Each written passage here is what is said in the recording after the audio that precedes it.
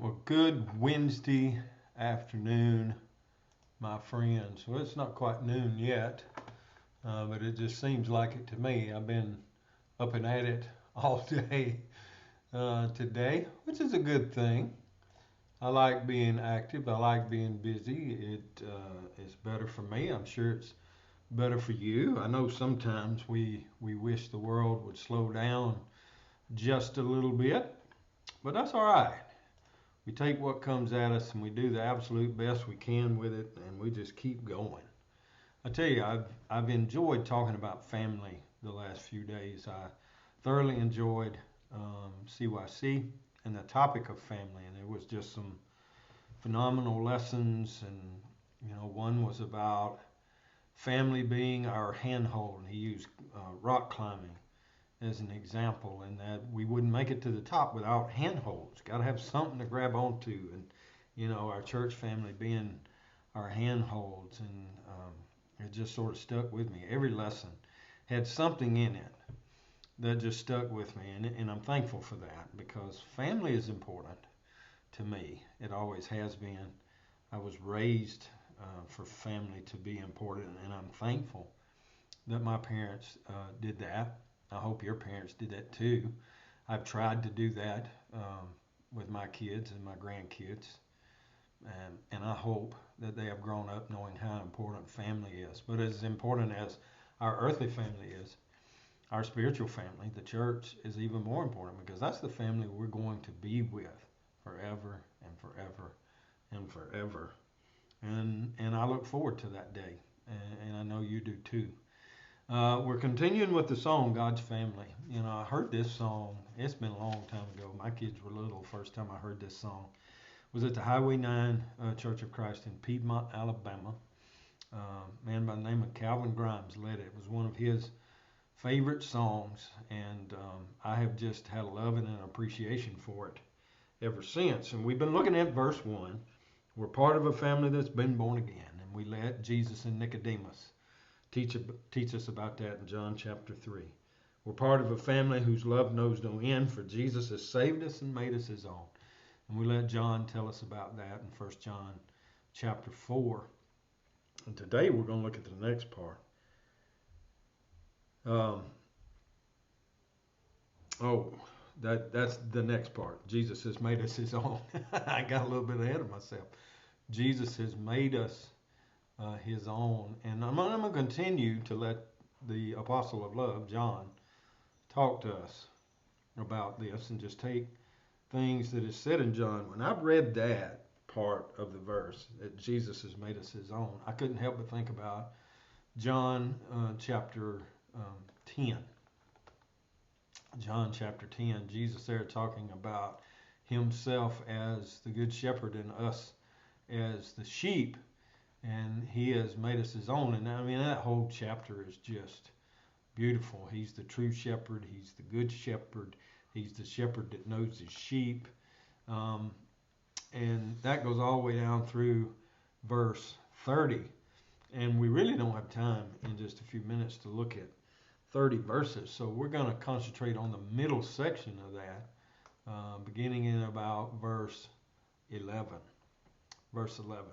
Jesus has made us his own, and he made us his own by what he did for us, by the love he showed for us, the sacrifice that he made for us, and the place that he has taken for us to be our substitute, our propitiation, to be our advocate with the Father. And I'm thankful for the role that Jesus has taken. But just listen to these beautiful words. Jesus says, beginning in verse 10, I am the good shepherd. All right, so if he says good shepherd, then we got to know there's also bad shepherds, right? Um, good shepherds, bad shepherds. He said, I'm the good shepherd. He's the ultimate good shepherd. And he quantifies that by what he says next. He said the good shepherd gives his life for the sheep. The good shepherd puts those sheep ahead of himself. He's going to do what's best for those sheep at whatever cost there is to him. And certainly when you look at the life of Jesus, did he not pay a huge cost for me and you? In order to become a human being, he had to give up being in the spiritual realm with God, where he had always been, being in heaven with God. And he took on flesh and all the problems that come along with that and all the difficulties that come along with that. And he endured every temptation that comes along with that. And he endured all kinds of things that come along with that. And he sacrificed that life for me and for you, and died an excruciating death that he didn't have to die for me and for you. He's certainly the good shepherd because he gives his life for the sheep, and he did give his life for me and you. And he gives us a but. And so here's a contrast, a comparison here. He says, but a hireling, somebody that's just paid to do it, he who is not the shepherd, and certainly not the good shepherd, one who does not own the sheep, sees the wolf coming and leaves the sheep and flees, and the wolf catches the sheep and scatters them. See, that hireling, a hireling ain't going to get the job done because a hireling puts himself above the sheep. And he'll be fine doing the job as long as the job comes easy and there's no cost to him. But when there's a cost to him, the hireling is going to run away and going to leave the sheep to fend for themselves. The good shepherd, Jesus Christ, will never, ever abandon the sheep. Never. He's going to make sure that we're taken care of because we are his own. He has taken us and made us his own. He goes on to say in verse 14, I am the good shepherd. Now there he is. He said it twice in these few verses that we're looking at. So the question to us should be, do we believe it? I mean, God has said it. That should settle it. We should know he's the good shepherd. And he says, I know my sheep. All right, so there's two kinds of sheep. There are sheep that are his, and there are sheep that aren't his. So that's a question we need to ask ourselves right now. Are we one of his sheep, or are we not? If we're not one of his sheep, then he's not our good shepherd yet. He wants to be, and he invites us to be. But we got to want to be one of his sheep. You know, we got to hear his voice. He talks about that all through here. He said, I'm the good shepherd. I know my sheep, and I am known by my own. My sheep know me. My sheep know me. They know my voice. They know my mannerisms. They know what kind of shepherd I am. They know how good they've got it with me.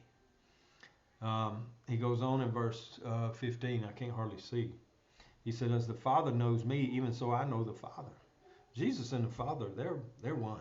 They're united completely, totally, inseparable.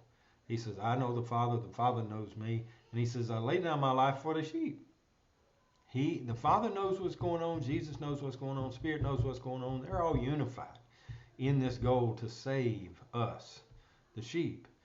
And it's Jesus that's called upon to lay down his life for us.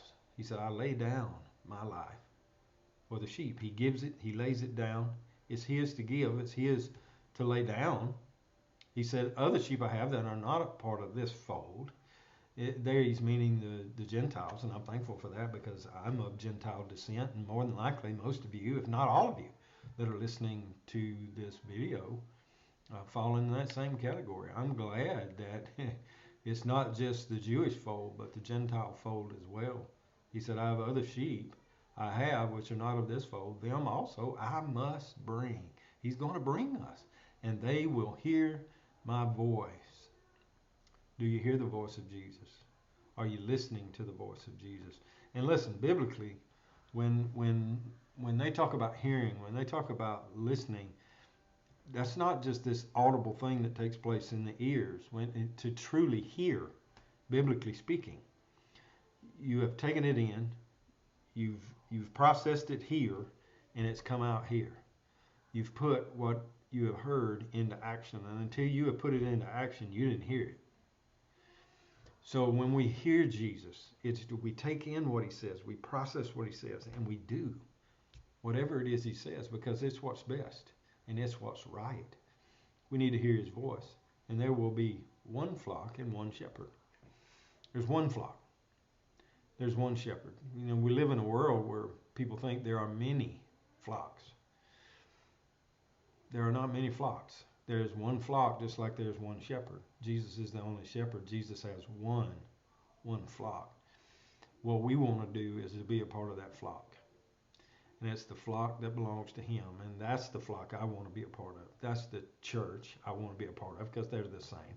That's the body I want to be a part of because they're the same. That's the kingdom I want to be a part of because they're the same.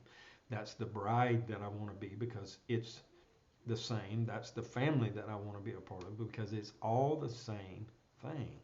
There's only one because there's only one shepherd. So do your dead level best to be a part of that one flock and follow that one shepherd who has made us his own.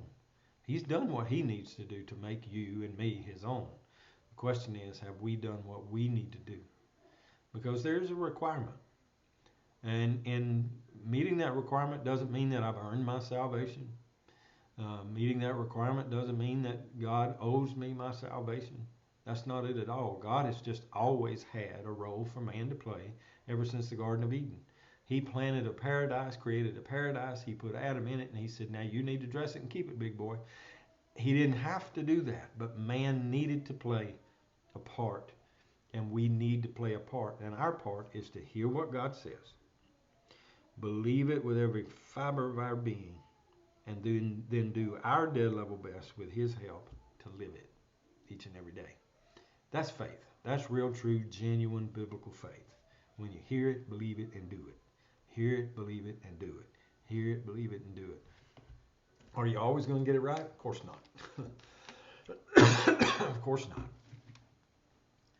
But when you don't get it right, just repent of that. Pray to God to forgive you of that. Help him to help you with it. Or ask him to help you with it, rather. And then just keep on keeping on. Because that's what the Christian life is all about. Be thou faithful unto death, and I'll give you a crown of life. That's, to me, that's just keep on keeping on. Go through whatever comes, handle whatever comes, and just keep moving. Keep putting one foot in front of the other. Keep taking that step. Keep moving. Keep striving. Keep working. Keep trying, and just go through it all, knowing that God's got you back, and He's got it all under control. I'm thankful for my family. I'm thankful for each and every one of you, and I'm thankful for the head of my family, Jesus Christ and God the Father, and I'm thankful for what the Spirit does. I'm thankful for my brethren and what they do for me. So guys, hope you have a great day. Go out there, let your light shine, make a difference in somebody's life. I love you. I'll see you again soon.